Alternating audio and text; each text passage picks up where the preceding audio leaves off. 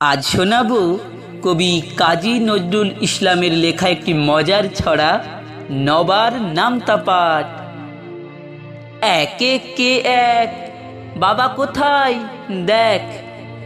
দুই একে দুই, নেই কো একটু শুই। তিন একে তিন, গেছি আলপিন। চার একে চার, ওই ঘরে আচার। পাঁচ একে পাঁচ, হুই দেখ কুলের গাছ।